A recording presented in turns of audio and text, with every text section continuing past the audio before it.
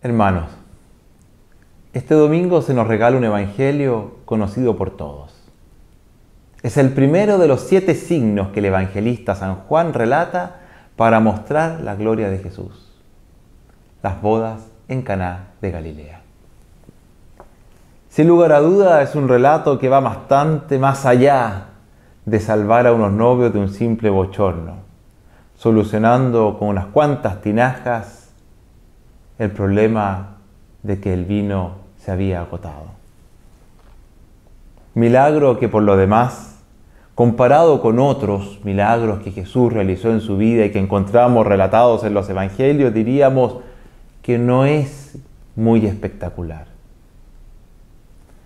No obstante, si nos fijamos en sus diversos detalles, nos damos cuenta que está lleno de imágenes teológicas que la comunidad de discípulos, es decir, la Iglesia, hasta el día de hoy, al descifrarlas, ve en ellas la gloria del Señor, para así poder creer en Él.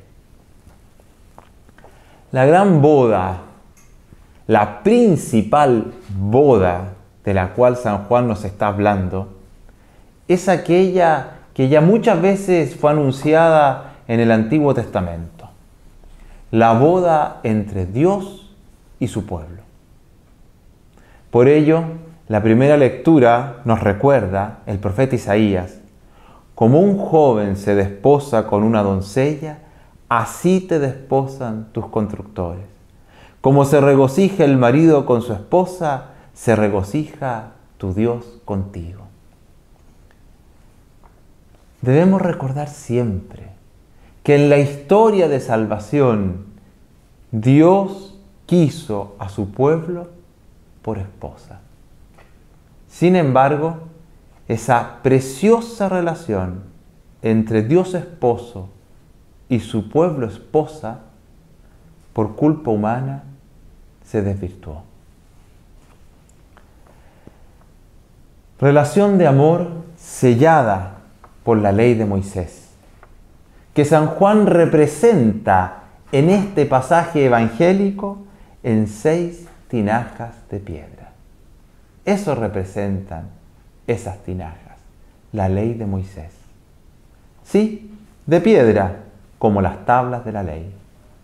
No obstante, eran 6, que para la cultura hebrea de aquel tiempo era un número de imperfección, no 7, que era el número de plenitud. Pero lo peor de todo es que las tinajas de piedra, esas 6 tinajas, no tenían vino. Es decir, no tenían el gozo, la alegría de creer y de saberse amados como esposos de Dios. Tristemente, lo que se nos está diciendo es que la religión en la que educaban los escribas, fariseos y sacerdotes del templo de Jerusalén de aquel momento, se había transformado en una carga pesada, fría. Era una relación comercial con Dios. Con su ley, era visto como un patrón al que había que cumplirle, y no como un esposo a quien se ama incondicionalmente. Una relación de fe así, mercantil, había terminado por asfixiar las conciencias a tal punto que los ritos de purificación por incumplimientos de la ley en el tiempo de Jesús eran cada vez más numerosos e imprescindibles. Jesús, en las bodas de Caná, relatadas por el Evangelio de San Juan, nos habla de 6 tinajas. Precisamente tinajas de piedra vacías, destinadas para esos ritos purificadores que buscaban calmar conciencias. Esas tinajas fueron llenadas de agua hasta el borde, para ser transformadas en vino. Es el vino de la alegría y de la libertad que da el saberse amado infinitamente por Dios. es el vino del gozo, del saberse esposa de Dios, esposo. La madre de Jesús, en representación de ese pueblo judío sencillo, es la que se da cuenta de la falta de vino. Para San Juan, en este relato, es ella la que toma conciencia y reclama por la asfixia religiosa a la que estaban sometidos. Ella y una pequeña porción del pueblo hebreo de aquel entonces apelan por la tristeza institucional a la que eran subyugados y por la asfixia existencial que por esta estaban padeciendo. No tienen vino, dirá su madre. En otras palabras, les han quitado la alegría de creer y vivir. Por ello, adelantando la hora de su Hijo Jesús e intuyendo las posibles consecuencias, dice a los sirvientes: haced lo que Él os diga. Ella sabía que su Hijo era el Mesías, que su Hijo era ese esposo que traía la salvación, la libertad y la vivencia de una fe fundada en el amor y no en el temor de la culpa. En el fondo, San Juan, con el relato de las bodas de Caná, está manifestando que en Cristo la humanidad encuentra una manera radicalmente distinta de relacionarse con Dios, ya no fundada en un deber ser, sino en un ser amado.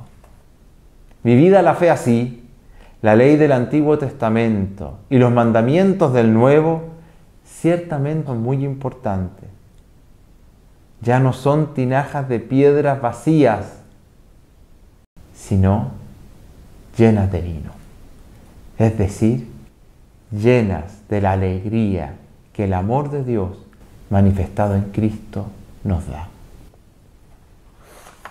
Con preocupación, en diversas ocasiones, el Papa Francisco nos ha invitado a reflexionar en el modo de ser iglesia que tenemos.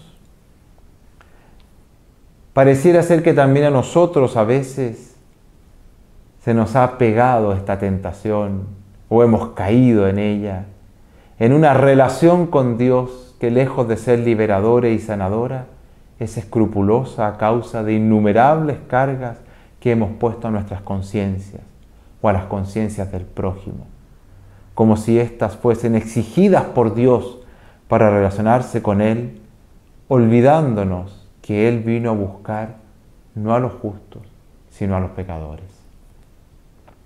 Con dolor, en algunas ocasiones, constatamos en nuestros mismos rostros cristianos que hemos perdido la alegría del vino de la fe, transformando nuestra querida iglesia en una institución que para muchos es insípida o anacrónica.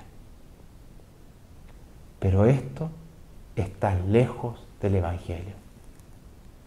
Esa no es la iglesia que Dios nos pide. ¿Qué hacer entonces? Jesús nos da la respuesta: llenad las tinajas de agua. El milagro de convertirlas en vino lo hará Él, pero nos pide llenar las tinajas de agua. Es decir, hacer nuestro mayor esfuerzo. Llenarlas hasta el borde con la vivencia de una fe alegre, llena de esperanza y liberadora, con la certeza de que en Él, en Jesús, en su pasión, muerte y resurrección, está el sello de ese pacto de amor entre Dios y la humanidad. Nuestras vidas hoy están llamadas a ser esas tinajas. Nuestro hogar, nuestra familia, nuestras amistades, nuestras relaciones laborales, la responsabilidad social, el estudio, el trabajo, en los momentos de distensión o deporte, es decir, en todo el acontecer cotidiano. En todo intentemos hacer lo que Él nos diga, llenando nuestra vida del agua hasta el borde. No dejemos nuestras vidas vacías como las tinajas de los novios de las bodas de Caná, sino que llenémonos del agua, de esa agua de la caridad, de esa agua del amor, para que nuestras obras, en manos del Esposo Jesucristo, se transformen en vino de esperanza que tanto necesita una humanidad que está sedienta. Amén.